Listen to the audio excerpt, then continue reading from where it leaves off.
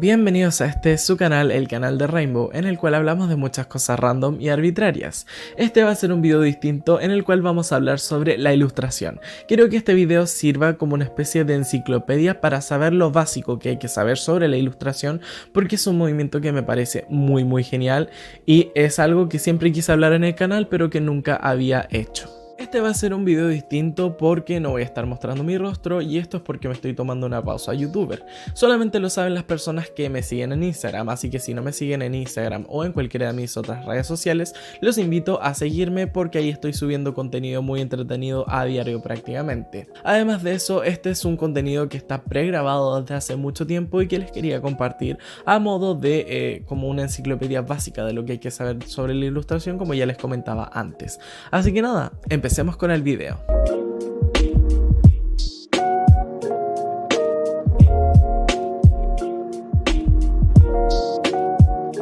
El siglo XVIII, mejor conocido como el siglo de las luces, fue la última centuria de la etapa de la historia que conocemos como la Edad Moderna. Es un siglo de cambio y de progreso, aunque también es un contraste entre el esplendor decadente de las monarquías absolutas y el triunfo de la razón y la burguesía. El panorama histórico-político estará marcado por las grandes potencias europeas del momento, Francia e Inglaterra, que extenderán su influencia y sus estilos de vida hacia el resto de Europa desde la segunda mitad del siglo XVII. A lo largo del siglo, vemos cómo las relaciones entre los reinos generan una tensión que termina con las cruentas guerras de la segunda mitad del siglo, que cambiarán completamente la forma de vida de la sociedad europea de 1700.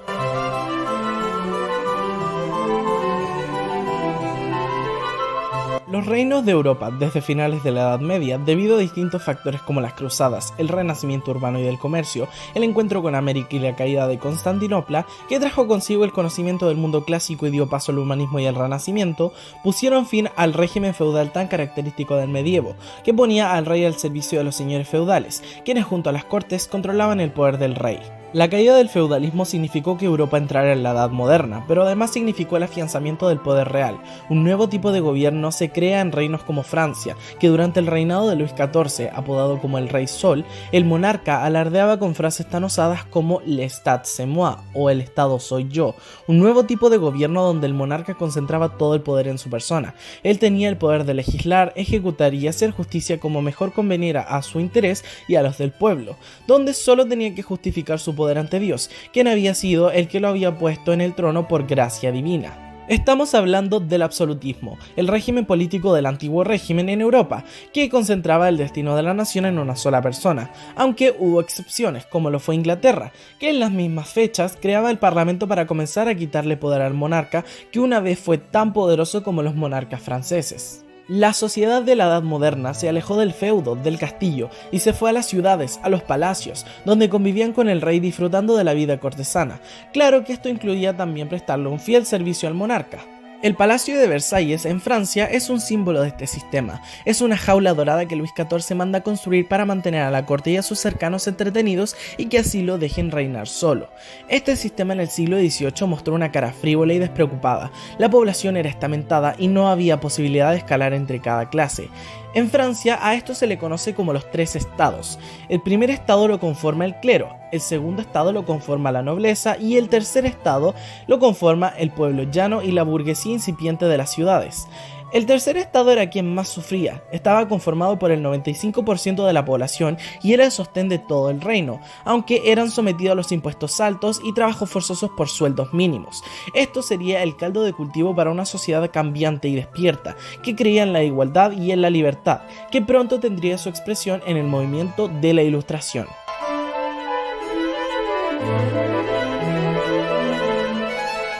La Ilustración es un movimiento filosófico de corte racionalista y humanista, aunque también influye en la política, en la sociedad, en la cultura e incluso en la economía. Este movimiento se basó en la búsqueda del conocimiento y el uso de la razón como base de todas las cosas, por lo que se oponía a la religión, al sistema absolutista y a la sociedad estamental. La Ilustración, a veces también llamada Iluminismo, tiene su origen en el Renacimiento, esa época a finales de la Edad Media donde el hombre deja de lado el teocentrismo y se pone en el centro de todo, creando el antropocentrismo. De esto nace el pensamiento humanista, un gusto por el saber y por la curiosidad humana que dará pie a la revolución científica de los siglos XVI y XVII, en donde destacan los avances de Copérnico y Galileo Galilei en astronomía, de Isaac Newton en la física, de Cervantes en la literatura y de Descartes en la matemática y en la filosofía. René Descartes es un personaje muy importante. Con sus meditaciones pone las bases del pensamiento racionalista, la principal corriente de la Ilustración, que pone a la razón como base de todas las cosas, aunque además del racionalismo, este movimiento tiene una segunda corriente, el empirismo, que nos dice que todo el conocimiento debe estar comprobado por la experiencia. Es un movimiento que deja de lado a la superstición y a la magia, para entrar netamente en el campo de la ciencia. Este movimiento filosófico se basa en ciertos pilares fundamentales. El primero, que ya lo hemos repasado, es la razón como fuente de la verdad, que es la única forma de alcanzar el conocimiento y la libertad, por lo que es esencial que un hombre ilustrado se deje llevar por la razón y no la superstición, así como un monarca debe tomar la decisión más razonable para asegurar el bienestar de su pueblo. El segundo pilar es la fe en el progreso, pues si usamos la razón como guía en la búsqueda del conocimiento y la verdad, llegaremos al éxito y al progreso de la humanidad. El tercer pilar es el espíritu crítico, que nos permite replantearnos y cuestionar la sociedad, que nos parece irracional, criticando la superstición y los dogmas religiosos. El último pilar es el humanismo, porque el ser humano es el único capaz de generar conocimiento y entender las leyes. De esto sale el principio de que tenemos derechos naturales que vienen con nosotros desde que nacemos, y es deber del Estado el resguardar estos derechos. Un pilar adicional es la educación, la base de la difusión de todo este conocimiento y el único medio de hacer que las personas salgan de la oscuridad de la superstición y la ignorancia. Por todo esto es que el siglo XVIII se llama el siglo de las luces.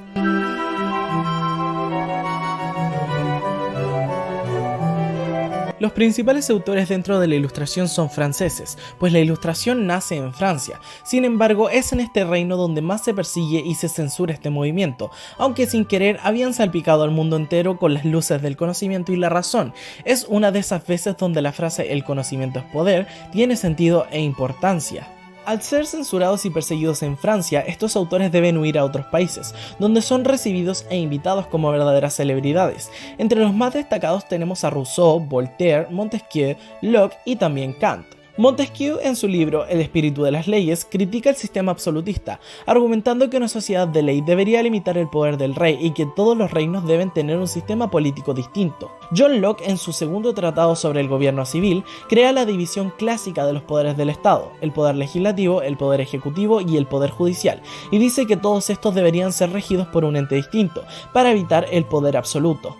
Voltaire, en su libro Cartas filosóficas, defiende la libertad religiosa, la libertad de prensa y de conciencia y la igualdad ante la ley. Criticaba al absolutismo y admiraba la monarquía parlamentaria inglesa. Jean-Jacques Rousseau, en El contrato social, se corona como el padre de la democracia que conocemos. Consideraba que el gobierno era el resultado de un acuerdo entre hombres libres e iguales. Para él, el poder reside en el pueblo y son estos quienes eligen a las autoridades y tienen el poder de destituirlas si no cumplen sus funciones. Todo este conocimiento se condensa finalmente en la Enciclopedia de Denis Diderot, un compendio de todo el saber, el tatarabuelo de Wikipedia. Sin embargo, es Kant quien nos da una definición completa y acertada de lo que es, según él, la Ilustración en su ensayo ¿Qué es la Ilustración?, de 1784, donde nos explica que para él este movimiento significa la salida del hombre de su minoría de edad en la que hemos vivido mucho tiempo. Nos incentiva a embriagarnos de conocimiento con su frase sapere aude, ten el valor de servirte de tu propio entendimiento. Esta minoría de edad es autoculpable y es la incapacidad de buscar por nosotros mismos el conocimiento. Nos dice que hemos pasado mucho tiempo felices dejando que otras personas piensen por nosotros. Es como cuando somos niños. Vivimos bajo el techo de nuestros padres y ellos nos mantienen y toman decisiones por nosotros, pensando que es por nuestro bien. Para Kant, la Iglesia nos impide pensar en nuestra espiritualidad y el Estado corta nuestra libertad individual, pues para la Ilustración solo se requiere libertad, pues esta trae ilustración a los hombres. Toda esta ilustración trajo consigo cambios importantes. En la política se tradujo en reyes ilustrados, que van a seguir teniendo todo el poder, pero nacerá en ellos un profundo sentimiento reformador. Es de ahí donde nace la frase todo para el pueblo, pero sin el pueblo, pues a pesar de estar más enfocados en el bienestar del pueblo, es el rey aún quien toma todas las decisiones. A esto se le conoce como despotismo ilustrado y grandes ejemplos serían Carlos III de España y Federico II de Prusia, apodado el Grande, quien era un amante y mecenas de filósofos como Voltaire. En la sociedad renace el mecenazgo, pero no artístico como en el Renacimiento, sino que intelectual. Grandes figuras como Madame de Pompadour o el mismo Federico II de Prusia serán grandes mecenas de los ilustrados y los ayudarán a difundir sus ideas, haciendo que la sociedad empiece a tomar conciencia, creando las grandes tertulias intelectuales donde un grupo de nobles se agrupaba para leer y comentar las obras de estos filósofos ilustrados. En la economía, Adam Smith propone la no intervención del Estado en la economía y esto dará pie al liberalismo económico, la base del sistema capitalista. En general, la Ilustración generará aires de cambio y un sentimiento reformador que será la semilla para la caída del antiguo régimen y el nacimiento del Estado moderno.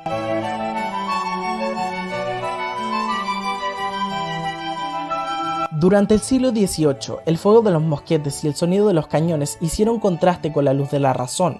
1700 fue un siglo turbulento y lleno de conflictos, y muchos de estos repercutieron en las revoluciones de finales del siglo XVIII, la independencia de las 13 colonias norteamericanas y la Revolución Francesa. A principios de siglo tenemos la Guerra de Sucesión Española, que va entre 1700 y 1715. En esta guerra las distintas casas reales de Europa se peleaban el trono español y su resultado fue una victoria francesa, lo que provocó que en España comenzara la era de los Borbones. Esta guerra es importante. Durante la dinastía de los Austrias, todos los territorios bajo el Imperio Español habían gozado de cierta independencia, para asegurar un mayor manejo de los asuntos de cada reino y colonias. Sin embargo, en el siglo XVIII y luego de la Guerra de Sucesión, se dictarán las reformas borbónicas, que centralizarán el poder en España, lo que causará la decadencia del Imperio Español y malestar en los territorios americanos, y será un antecedente, junto con la Ilustración, de las independencias americanas. La Guerra de Sucesión Austríaca de 1740 ayudará a preparar el campo para lo que será la Guerra de los 7 Años entre 1756 y 1763. Este conflicto será una lucha por el título de potencia europea, aunque lo relevante aquí es la guerra que hubo entre Francia e Inglaterra, quienes peleaban por sus colonias en el continente americano. La guerra se saldó con una victoria inglesa, quienes le quitaron el territorio de Canadá a Francia y Florida y La Habana a España, lo que obligará a Francia a cederle a su aliado, España, los territorios de Luisiana, aunque no para ahí, porque esta guerra se extiende hasta Asia y Francia es obligado a cederle la India a Inglaterra, lo que reducirá el poder francés y afianzará a Inglaterra como una potencia de Europa. El problema es que estas guerras fueron caras, por lo que por un lado, Gran Bretaña comenzó a subirle los impuestos a las colonias americanas, quienes sumaron su malestar con las ideas ilustradas y generaron que en 1773, cuando Inglaterra subió el impuesto del té, los ciudadanos de Boston disfrazados de nativos americanos se subieran a los barcos y lanzaran las cajas de té por la borda. A esto se le conoce como el motín del té de Boston y fue la mecha de la guerra de independencia de los Estados Unidos, que luego de 3 años de subidas de impuestos abusivas, juntaron a los grandes intelectuales del momento y redactaron en 1776 la Declaración de Independencia, dando inicio a la guerra. Luego de varias batallas, en 1781 los americanos ganan la batalla de Yorktown, lo que pone fin al dominio inglés sobre las 13 colonias norteamericanas, siendo Estados Unidos el primer país en instaurar una república democrática, lo que servirá como inspiración en el resto de América a principios del siglo XIX. Por otro lado tenemos a Francia, quienes perdieron mucho en la Guerra de los 7 Años y necesitaban recuperar su economía, así que comenzaron a subir los impuestos también, aunque en este caso solo al tercer estado. Con la muerte de Luis XV y la coronación de Luis XVI se pensaba que venían cambios y tiempos mejores, pero no, era un rey increíblemente torpe que, además de tener una crisis, enviaba dinero y tropas a América para financiar la independencia de los Estados Unidos, lo que dejó las arcas fiscales vacías y sumado a esto, en la década de los 80, Francia pasó por crudos inviernos y malas cosechas, lo que acentuó la crisis económica. Para hacer frente a la crisis, el rey subió los impuestos del pan, pero para esto declaró el estado en bancarrota y convocó a los estados generales, un parlamento que lo ayudaría a elegir a quién se le subían los impuestos y obvio se le subieron los impuestos solo al tercer estado, lo que hizo que se formara una asamblea nacional constituyente y el pueblo se tomara la Bastilla, el símbolo del antiguo régimen en Francia. Todo esto dio paso a la Revolución Francesa, que traería consigo uno de los documentos más importantes en la historia, la Declaración de los Derechos del Hombre y del Ciudadano, de 1789, la primera carta de derechos humanos en el mundo. Como dato curioso, en paralelo a la Declaración de los Derechos del Hombre y del Ciudadano, Olympe de Gouges escribe en 1791 su contraparte, la Declaración de los Derechos de la Mujer y la Ciudadana. Este hecho revolucionario sería el germen de la primera ola del feminismo y uno de los primeros textos en poner sobre la mesa la igualdad de género, en el mismo tiempo que Mary Wollstonecraft escribía sus ensayos feministas. Desgraciadamente, Olympe de Gouges fue guillotinada por esto, pero su obra sirvió como un antecedente del movimiento feminista. Volviendo a la Revolución Francesa, el rey, obligado después de la Marcha de Versalles, acepta este documento y posteriormente la Constitución Francesa de 1791, aunque luego de su intento de escape de su residencia en París, a donde lo habían obligado a él y a la familia real a quedarse, fueron aprisionados en la fortaleza del Temple. Es aquí, a finales de 1792, donde se declara que Francia deja de ser una monarquía y pasa a ser una república, dando paso al juicio y condena del rey y la reina de Francia, quienes terminan guillotinados, dando paso al periodo del terror, encabezado por Robespierre, que duraría hasta 1794, cuando este sufra el mismo destino. La independencia de los Estados Unidos y la Revolución Francesa sirvieron como un ejemplo para las guerras de independencia y las revoluciones de principios del siglo XIX, rompiendo así la sociedad del antiguo régimen y dando paso a la edad contemporánea.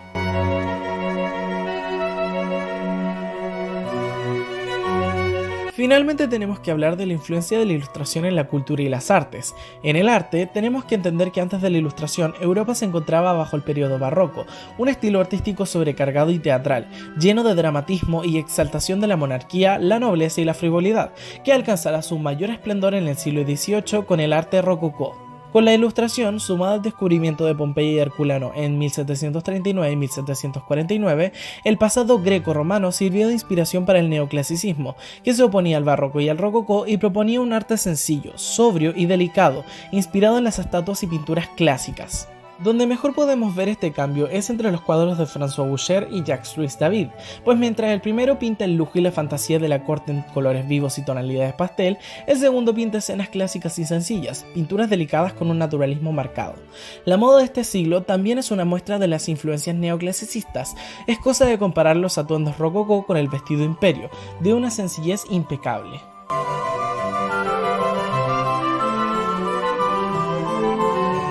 Para terminar y para concluir, tengo que decir que la Ilustración pasó a la historia por ser la semilla de la sociedad moderna. Bajo su movimiento encontramos principios tan básicos para la actualidad como la democracia, la división de los poderes del Estado, la separación iglesia-estado, la mentalidad crítica, la importancia de la educación, etc. Es un movimiento que sirvió de base para acabar con la opresión del sistema absolutista y dio paso a los estados modernos, generó revoluciones y generó libertad, algo con lo que muchos de nosotros nacemos, pero que en esos tiempos ser libre era una meta para alcanzar. Para concluir finalmente, la Ilustración fue, en palabras de Kant, la salida del hombre de su autoculpable minoría de edad. Saben perfectamente que me encanta la Ilustración y saben perfectamente que me encanta el siglo XVIII. Es uno de esos momentos muy bonitos y simbólicos en donde el hombre sale de su jaula dorada, dice basta ya, en donde sale de su ceguera, en donde deja esa minoría de edad voluntaria a la que se somete el hombre, en donde sale de la superstición de la iglesia y la opresión de un estado absolutista que no lo deja pensar por sí mismo y empieza a tomar sus propias decisiones. O eso va a ser para la burguesía y los liberales, porque el pueblo va a seguir oprimido y en la miseria por algunos siglos más. Pero eso va a ser material para otro video, así que espero que les haya gustado. Este fue un video bastante improvisado y espero que puedan dejar su like, puedan comentar y puedan compartir con sus amigos si es que este video les gustó o les sirve de ayuda a alguna persona. Y nada, creo que eso va a ser todo por el video de hoy. Bye.